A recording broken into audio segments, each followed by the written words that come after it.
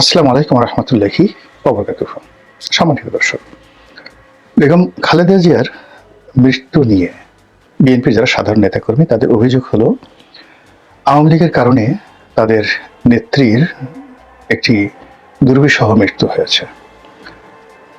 মৃত্যুর পূর্বে বেশ কয়েক বছর তিনি মারাত্মক অসুস্থ হয়ে পড়েছিলেন।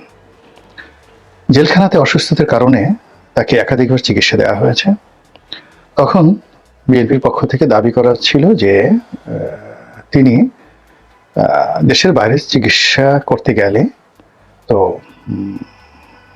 তাকে যাকে বলা হয় উন্নত চিকিৎসার জন্য বিদেশে পাঠানো হোক, আর তাকে যদি বিদেশে পাঠানো হয় তাহলে তিনি সুস্থ হয়ে ফিরবেন। তো ওই সময়ে তার এই চিকিৎসা নিয়ে সরকার রাজনীতি করেছে, এতে কোনো সন্দেহ নেই। এখন মূল ব্যাপারটা হলো তার যে রোগগুলো ছিল সেই রোগগুলো নিয়ে আমি কিছু কথাবার্তা বলবো। সেখানে হয়তো তাকে বারবার যদি সিঙ্গাপুরে পাঠানো হতো, ইংল্যান্ডে পাঠানো হতো, আমেরিকাতে পাঠানো হতো, এটা যাকে বলা হয় বিএনপির একটা মানসিক স্বস্তি হতো। কিন্তু যে দুটো রোগ দ্বারা তিনি রোগাক্রান্ত ছিলেন, একটা হলো আর্থাইটিস, বাতের রোগ, আরেকটি হলো তার লিভার সিরোসিস, লিভারের একটা বিরাট অংশ নষ্ট হয়ে গিয়েছিল যকৃতের। তো এই দুটো রোগী চিকিৎসার বাইরে। যখন আপনার শরীরে খুব আর্থাইটিস অনেকগুলো, গিটে বাত আছে, তারপর গাউট আছে, মানে যেটাকে বলা হয় ইউরিক অ্যাসিড আছে, এরকম অনেকগুলো মানে বাত। তো তার সেই বাতের মধ্যে হাঁটুতে একাধিকবার অস্ত্রোপচার করা হয়েছে। তো হাঁটু সেই সমস্যাটা দীর্ঘদিন ধরে ছিল, বেগম জিয়ার হাঁটুতে সমস্যা ছিল, এর বাইরের অন্যান্য রোগ। তো এই রোগগুলো থেরাপি দেওয়া যেত, চিকিৎসা করা যেত, হয়তো 6 মাস ভালো থাকতেন, আবার তিনি অসুস্থ হয়ে পড়তেন। আর তিনি যথেষ্ট নিজের ব্যক্তিগত জীবনে স্বাস্থ্য সচেতন ছিলেন, পরিমিত আহার করতেন এবং যাকে বলা হয় নিজেকে ভালো রাখার জন্য যা যা করা দরকার সব ব্যাপারে তিনি সেই নিজে সচেষ্ট ছিলেন। আর যথেষ্ট পরিশ্রমী সেই অসুস্থ শরীর নিয়েও তিনি সবসময় একের শেষ দিন পর্যন্ত, জেলে যাওয়ার আগ পর্যন্ত তিনি কিন্তু সারা বাংলাদেশ চষে বেরিয়েছেন। সেই আর্থাইটিসের রোগ নিয়ে, হাঁটুতে ব্যথা নিয়ে গাড়িতে করে তিনি সারা বাংলাদেশ চষে বেরিয়েছেন। তো তার শরীরটি অত্যন্ত পরিশ্রমের শরীর।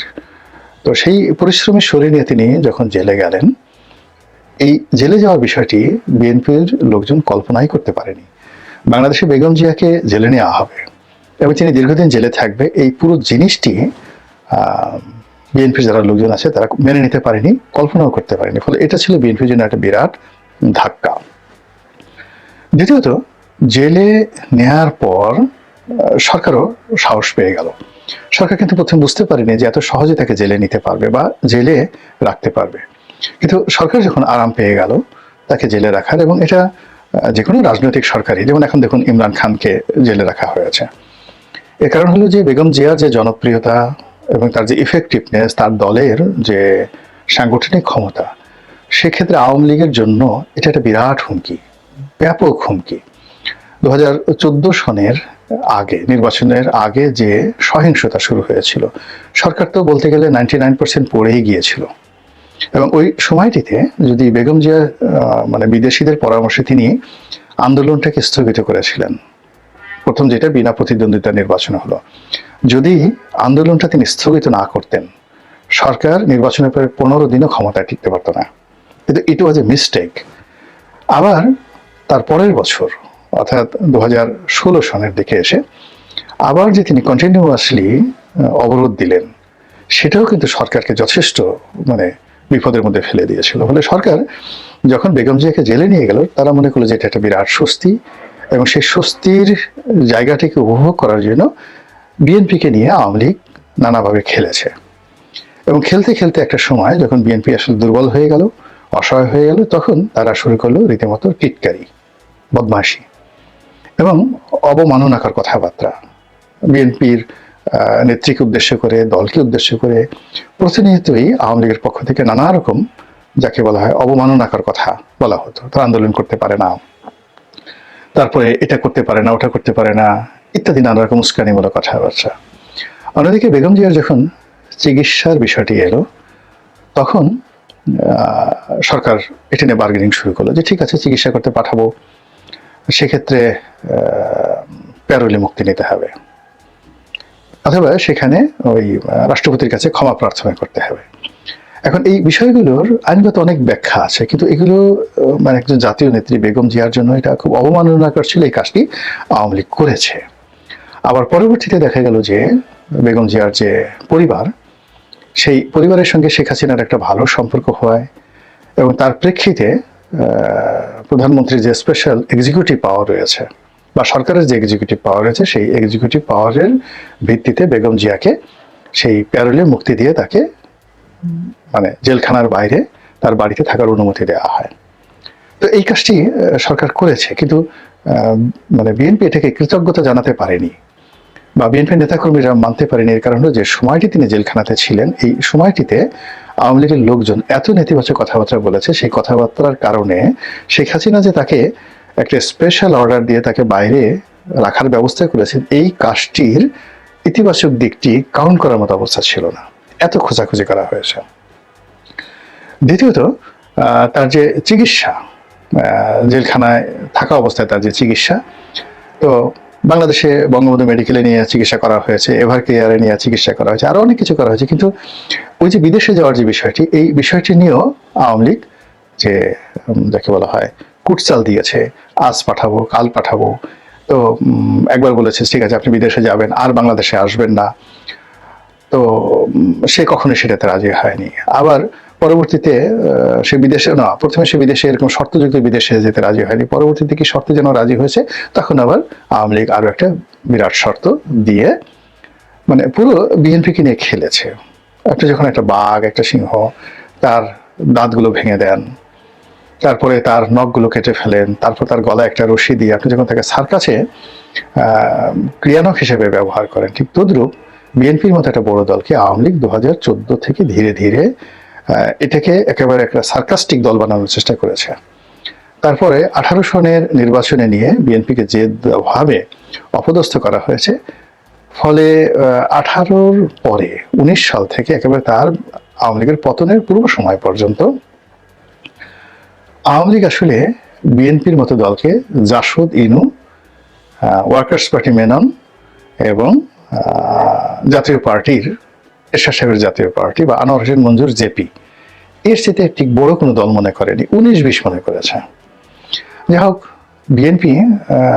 বিএনপির জায়গায় ফিরে এসেছে, আওয়ামী লীগ তার কর্মফল ভোগ করেছে, কোনো সন্দেহ নেই। যদি তাদের ভালো কোনো কর্ম থাকে ওই সময়টিতে, তারা হয়তো ভবিষ্যতে পাবে, কিন্তু তাদের যে কুকর্মগুলো ছিল সেই কুকর্মের কারণেই আজকের এই পরিণতি এসেছে।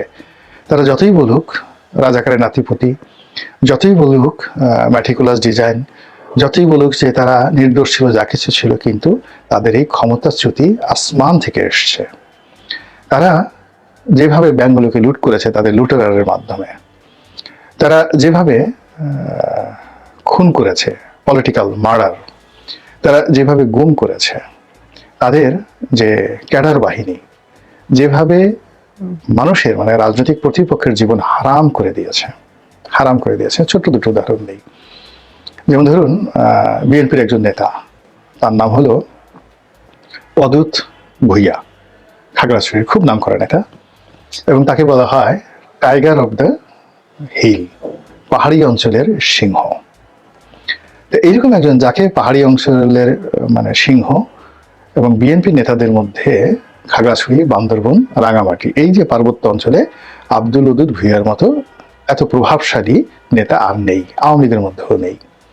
তো এইরকম একজন নেতাকে গুতিয়ে গুতিয়ে আওয়ামী অত্যাচারে এমন একেবারে বিড়াল বানিয়ে দেওয়া হয়েছে যে একটা টেলিভিশন টক শোতে আওয়ামী লীগের মনিরুজ্জামান নামে এক একেবারে জুনিয়র নেতাও না ঠিক, আওয়ামী লীগের একজন যাকে বলা হয় অ্যাক্টিভিস্ট, আওয়ামী লীগের একজন কর্মী, তো সেই আওয়ামী লীগের একজন কর্মী সে আব্দুল ওদুদ ভূঁইয়ার সামনে এগিয়ে গেল, তারপরে শেষে তার মানে কি বলবো, মুখে যা আসে সেই ভাষায় তাকে গালাগাল করলো এবং মানে মারতে গেল, এবং তিনি মাথা নিচু করে সেই টেলিভিশনে লাইভ টক শোতে বসে থাকলেন।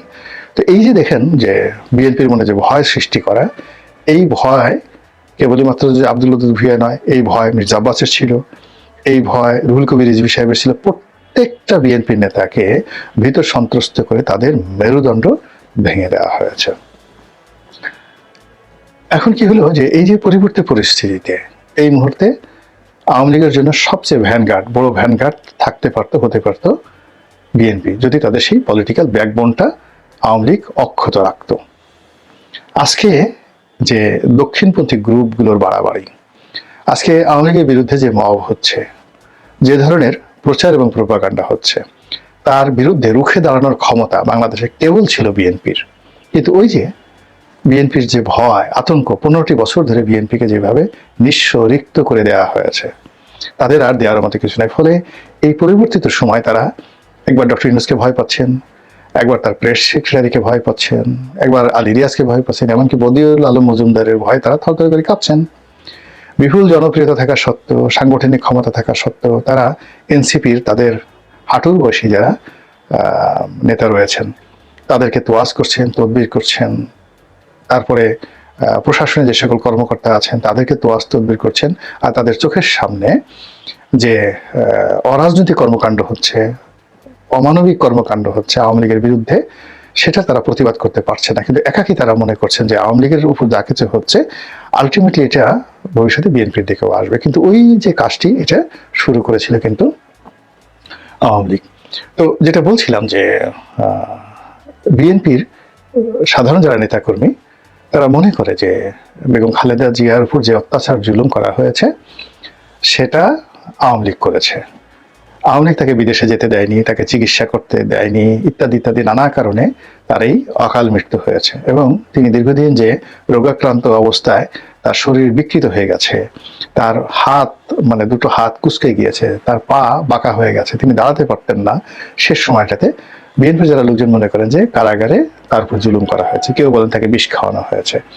ইনকিলাব পত্রিকায় দেখলাম যে তারা ইন ডিটেলস মানে একটা রিপোর্ট করেছে যে কারাগারে বেগম জিয়াকে এমন একটা রুমে রাখা হয়েছিল পুরনো কারাগারে, যেখানে তিনি ছিলেন নিঃসঙ্গ। যেমন বড় কারাগারে রাখা হলে অনেক লোকজন থাকে, কিন্তু একটা কারাগারে দীর্ঘদিন একজন আছেন, তার সঙ্গে কাজের মেয়ে রহিমা আছে, কিন্তু তিনি নিঃসঙ্গ, আশেপাশে কোনো লোক নাই, কিচ্ছু নেই। তো সেক্ষেত্রে মানে একজন সুস্থ মানুষ এরকম একটা পরিবেশে অসুস্থ হয়ে যায়। মানুষ তো মানুষ ছাড়া বাঁচতে পারে না। দ্বিতীয়ত হলো যে ঢাকা কেন্দ্রীয় কারাগার, যেটা পুরনো কারাগার নাজিমউদ্দিন রোডে যেখান থেকে রাখা হয়েছিল, তো সেই জায়গাতে যখন লোক থাকে না, জন থাকে না, তখন সেখানে কি আছে, সাপ আছে, তারপরে টিকটিকি আসে, ইঁদুর আসে, চামচিকে আসে, এবং ওটাকে একটা পুরো বাড়ি হিসেবে বা পরিত্যক্ত বাড়ি হিসেবে ওভাবেই প্রকৃতির যে সকল কীটপতঙ্গ সেখানে আসবে, ঠিক স্বাভাবিক। তো ওটা নিয়ে ইনকিলাব একটা রিপোর্ট করেছে যে তিনি যে রুমে থাকতেন সেই রুমে মানে ইঁদুরের যন্ত্রণায় তিনি ঘুমাতে পারতেন না। সত্য মিথ্যা ইনকিলাব ভালো জানেন, কিন্তু এই যে একটা সেন্টিমেন্ট, সেই সেন্টিমেন্টটা কিন্তু এই সময়টাতে তার মৃত্যুর পরে পত্রপত্রিকাগুলো আওয়ামী লীগের বিরুদ্ধে খেপিয়ে তুলছে। দ্বিতীয় হলো যে স্বয়ং আইন উপদেষ্টা ডক্টর আসিফ নজরুল তিনি প্রেসের সামনে এসে খালেদা জিয়ার মৃত্যু নিয়ে যে বিবৃতি দিয়েছেন, তিনি এই মৃত্যুটিকে মর্মান্তিক বলেছেন এবং তিনি স্পষ্ট করে বলেছেন যে এই মৃত্যুর জন্য আওয়ামী লীগ মানে সাবেক ফ্যাসিবাদী সরকার তারা দায়ী, এবং তারা বেগম জিয়াকে বন্দী করে তার সঙ্গে যে অমানবিক আচরণ করেছে, কুচিকিৎসা দিয়েছে, পর্যাপ্ত চিকিৎসা দেয়নি, এমনকি উল্টো চিকিৎসা মানে কুচিকিৎসা দিয়েছে, ফলে তার এই অবস্থা, দুরবস্থা তৈরি হয়েছে। তো এই যে একটা ন্যারেটিভ তৈরি করার চেষ্টা করছে, এটার মূল কারণ হলো আওয়ামী লীগ এবং বিএনপি যে বৃহৎ দুটি রাজনৈতিক দল, এর মধ্যে যত সংঘাত হবে, সংঘর্ষ হবে, ততই তৃতীয় পক্ষ, চতুর্থ পক্ষ, পঞ্চম পক্ষের সুবিধা হবে।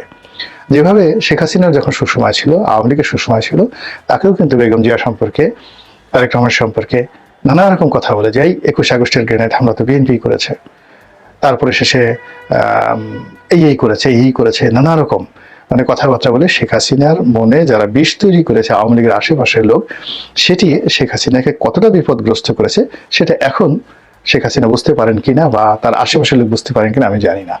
একই ভাবে এখন যারা বিএনপির কর্তা ব্যক্তি রয়েছেন তাদের মধ্যে আওয়ামী বিরোধী বিষ ছড়ানোর জন্য অবাস্তব কতগুলো কথা, মিথ্যা কতগুলো কথা বা সত্য কথা, কিন্তু এই মুহূর্তে সেগুলো প্রযোজ্য নয়, সেগুলো এনে পুরনো বিষটিকে আরো উগড়ে দেওয়ার যে চেষ্টা আমাদের সমাজে করছে, এটার মূল কারণ হলো বিরাজনীতিকরণ। তো দুটো রাজনৈতিক দলই অভিজ্ঞ, সেখানে অনেক জ্ঞানীগুণী ব্যক্তি রয়েছেন, যারা নেতৃত্বে রয়েছেন, তারা অসংখ্যবার বিপদে পড়েছেন। কাজে এই ধরনের পরিস্থিতিতে তাদের কি করা উচিত সেটা তারা ভালো বোঝেন, জানেন, এটি আমি বিশ্বাস করি। এবং তারা এই ধরনের পরিবেশ পরিস্থিতি আরো সুন্দরভাবে মোকাবেলা করবেন, যেন অতীতে যা কিছু হয়েছে সেটি যেন, মন্দ যে কাজগুলো অতীতে হয়েছে সেটির একটিও যেন ভবিষ্যতে না হয়।